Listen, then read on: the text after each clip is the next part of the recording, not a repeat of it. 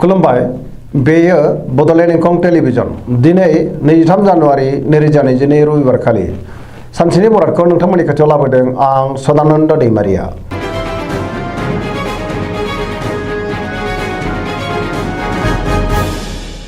सिगां फरायनो लादों मेष राशि गिबि हांखो अ ल। दिनैनि साना जोबोर मोजां, हरखाबै बहानिफ्रायबा मोजां खौरां फैनो हागौ। बयजोंबो अनसायजागोन आरो जेरावबो देरहासार जानो हागोन। मावनो हानाय खामानिखौबो थि समावनो मावफुंनो हागोन। गोसोखौ जोबोर गोजोननाय मोनगोन। देहाया दिनै मोजाङै थागोन। अब्लाबो नाथाय जानाय लोंनायाव सांग्रां जानाया गाहाम। बहानिफ्रायबा मोजां खौरां फैनो हागौ। रांखावरियाव दिनै जोबोर मोजां, गोबां धोन आरजिनो हागोन।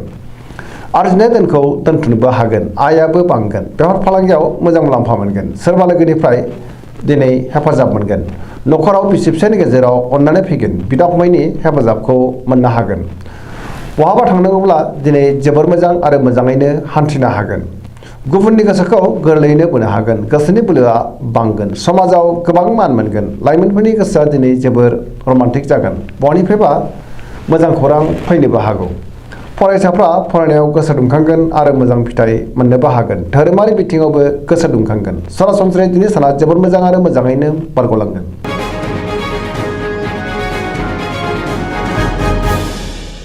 वृष राशि गिबि हांखो इ उ ब।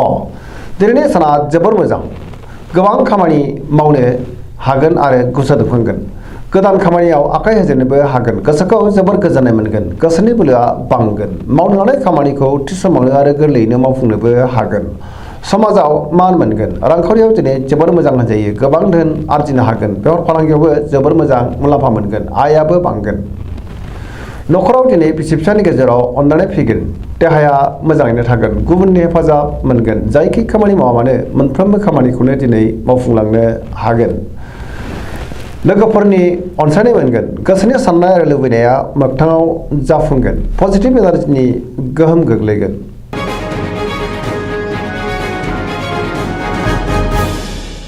मिथुन राशि गिबि हांखो ख स। दिनैनि साना मोजां आरो गाज्रिनि गेजेरजों बाबेनलांगोन। गोसोआव जिंगा बांगोन। मोननो लुबैनायखौ मोननो गोब्राब जागोन। सोरनिबा सायाव गोबां रागा जोंफ्लांनोबो हागौ। गोसोखौ दिनै जोबोर आला खालाबो मोनगोन। गोसोआ जोबोर लोरबां जागोन। देहायाबो मोजाङैनो थागोन। रांखावरियाव मोजां, नाथाय अब्लाबो नाङा फाङा खरसायाबो बांगोन। बेफार फालांगियाव गोबां खहा जानांनोबो हागौ।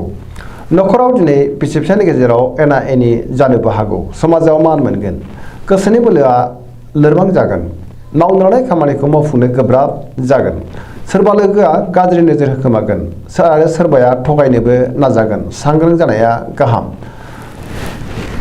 गुबुनजों मोजां सोमोन्दो लाखिनो गोब्राब जागोन। लाइमोनफोरनि गोसोआ दिनै जोबोर रमान्टिक जागोन आरो गोसोनि साननायखौ फोरमायलायनोबो हागोन। फरायसाफ्रा फरायनायाव गोसो दुंखांगोन आरो मोजां फिथाइ मोनगोन।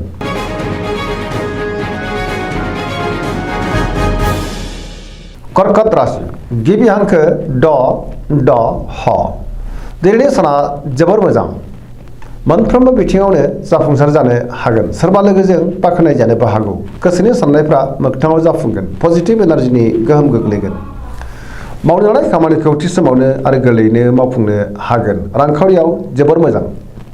बेफार फालांगियावबो मोजां मुलाम्फा मोनगोन। न'खराव दिनै अननानै फैगोन। देहाया मोजाङैनो थागोन। गोसोखौ दिनै जोबोर गोजोननाय मोनगोन। गुबुननि हेफाजाब मोनगोन। लाइमोनफोरनि गोसोआ दिनै जोबोर खुसि जागोन आरो बहानिफ्रायबा मोजां खौरां फैनोबो हागौ। गावबा गावनि गोसोनि साननायखौ फोरमायलायनोबो हागोन। पजिटिभ एनार्जिनि गोहोमबो गोग्लैगोन।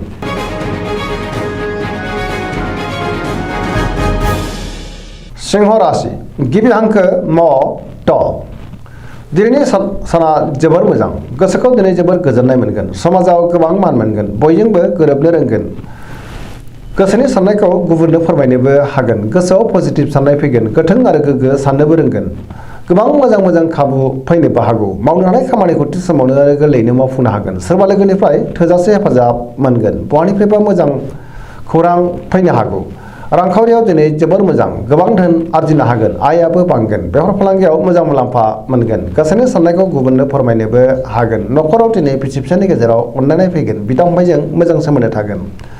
गुबुननि गोसोखौ दिनै गोरलैयैनो बोनो हागोन, देहायाबो मोजाङैनो थागोन।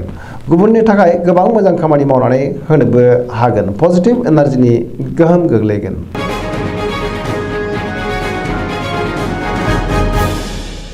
कन्या राशि गिबि हांखो प ट। दिनैनि साना मोजां आरो गाज्रिनि गेजेरजों बाबेनलांगोन। गोसोआव नेगेटिभ साननाय फैगोन। गोथों आरो गोग्गो साननो रोंनाय नङा। गियाननि आंखाल जानो हागौ। रांखावरियाव मोजां, नाथाय अब्लाबो खरसायाबो बांगोन। गोबां धोन आरजिनोबो हागोन। बेफार फालांगियाव मोजां मुलाम्फा मोनगोन। देहाया मोजाङैनो थागोन। गोबां मुंदांखा सुबुंजों लोगो मोनज्लायनो हागौ। न'खराव दिनै अननानै फैगोन। गोबां खामानियाव मुखुबबो थानांगोन। सोरजोंबा गाज्रि नोजोर होखोमा जानो हागौ। सांग्रां जानाया गाहाम। गोसोखौ दिनै जोबोर आला-खालाबो मोनगोन। नेगेटिभ एनार्जिनि गोहोमबो गोग्लैनो हागौ।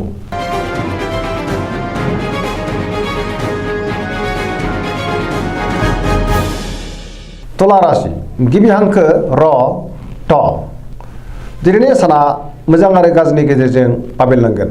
गोसोआव बोलो बांगोन। गोसोनि साननाया जाफुंगोन। मावनो लानाय खामानिखौ थि समावनो मावफुंनो हागोन। देहाया बारा मोजां थानाय नङा, मेंनाय मोनगोन।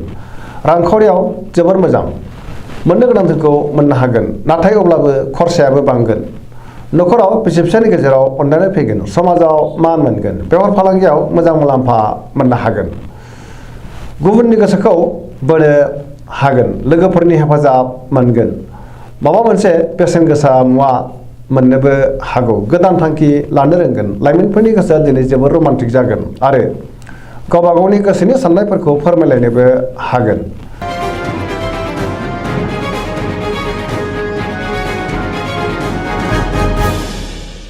वृश्चिक राशि गिबि हांखो न स। दिनैनि साना जोबोर मोजां। गोसोखौ जोबोर गोजोननाय मोनगोन। समाजाव लोगो लेवा बांगोन। सोरबा गोजाम लोगोजों बहाबा लोगो मोनज्लायनो हागौ। गोसोआव गोग्गो आरो गोथों साननाय फैगोन। मावनो लानाय खामानिखौ थि समावनो मावफुंनो हागोन, नाथाय अब्लाबो गोब्राबै नाजानांगोन।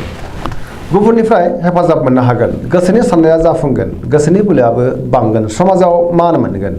न'खराव दिनै बिसि-फिसायनि गेजेराव अननानै फैगोन। बिदा-फंबायजों मोजां सोमोन्दो थागोन। बहाबा दावबायहैनो खाबु मोनगोन आरो मोजाङैनो हान्थिनोबो हागोन।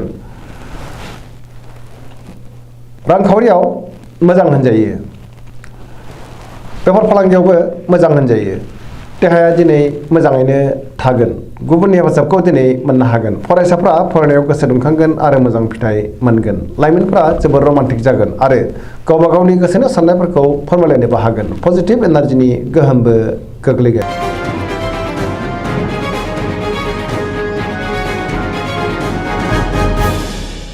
धनु राशि गिबि हांखो ध फ भ। दिनैनि साना जोबोर मोजां। गोसोआव बोलो बांगोन। मावनो लानाय खामानिखौ थि समावनो आरो गोरलैयैनो मावफुंनोबो हागोन। गोसोनि साननाया मोगथाङाव जाफुंगोन। रांखावरियाव दिनै जोबोर मोजां। मोननो गोनां धोनखौ मोननो हागोन। आरजिनाय धोनखौबो मोननो हागोन। बेफार फालांगियाव मोजां मुलाम्फा मोनगोन। समाजाव गोबां मान मोनगोन। न'खराव सोरबा आलासि फैनोबो हागौ। देहाया दिनै मोजाङैनो थागोन। बिमा-बिफानि अननाय आरो बोरखौ मोननो हागोन। बहानिफ्रायबा मोजां खौरां फैनोबो हागौ। लाइमोनफोरनि गोसोआ दिनै जोबोर रमान्टिक जागोन आरो गावबा गावनि गोसोनि साननायखौ फोरमायलायनोबो हागोन।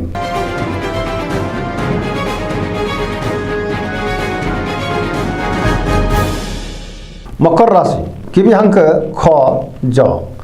दिनैनि साना मोजां आरो गाज्रिनि गेजेरजों बाबेनलांगोन। गोसोखौ दिनै जोबोर उसुखुथु मोनगोन। गुबुननि थाखाय गोबां जेंनायाव गोग्लैनांनो हागौ। गुबुनखौ मान होनो रोंनाय नङा। गोसोनि साननाया देबार नांगोन। सिगांनि बबेबा आद्रा खामानिखौ दिनै मावफुंनो नाजायोब्ला जाफुंगोन। रांखावरियाव मोजां। आयाबो बांगोन, नाथाय अब्लाबो खरसायाबो बांगोन। मोननो गोनां धोनखौबो मोननो हागोन। बेफार फालांगियाव मोजां मुलाम्फा मोनगोन। गुबुनजों मोजां सोमोन्दो लाखिनो रोंनाय नङा। सोरनिबा सायाव गोबां रागा जोंफ्लांनोबो हागौ। गोसोखौ हमथानाया गाहाम।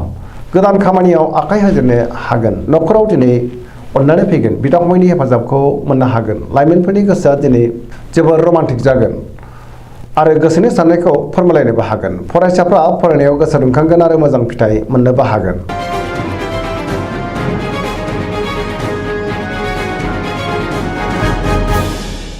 कुम्भ राशि गिबि हांखो न स स।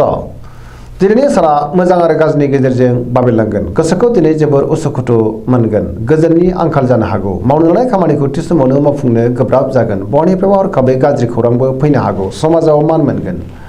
गोबां मुंदांखा सुबुंजों दिनै लोगो मोनज्लायनो हागौ। बहाबा दावबायनो एबा हान्थिनो खाबु मोनगोन आरो मोजाङैनो हान्थिनोबो हागोन। रांखावरियाव जोबोर मोजां।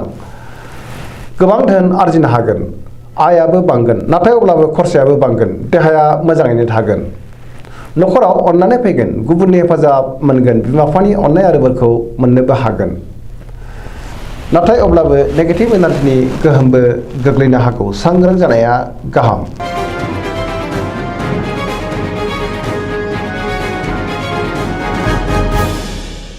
मीन राशि गिबि हांखो ड स।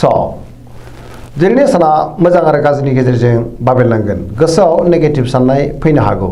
गोबां मोजां खाबुबो फैनो हागौ। गोसोनि बोलोआ बांगोन। गावनि गोसोनि साननायखौ गुबुननो फोरमायनोबो हागोन। देहाया बारा मोजां थानाय नङा।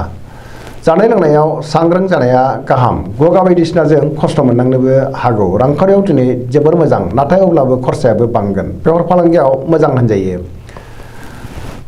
न'खराव बिसि फिसायनि गेजेराव अननानै फैगोन। सोरजोंबा बाख्नाय जानोबो हागौ। लाइमोनफोरनि गोसोआ दिनै जोबोर रमान्टिक जागोन आरो गोसोनि साननायखौ फोरमायलायनोबो हागोन। फरायसाफ्रा फरायनायाव गोसो दुंखांगोन आरो मोजां फिथाइ मोननोबो हागोन। दिनैनि राशि फरायथिनाया एसेनोसै। जोबनायाव बेखौनो खावलायो जाहाथे नोंथांमोना सानफ्रामबो जोंनि बे बड'लेण्ड इंखं टेलिभिजनखौ नायबाय थायो आरो साबस्क्राइब खालामो, लोगोसे लाइक खालामो आरो शेयार खालामो। एसेनोसै, गोजोन्थों।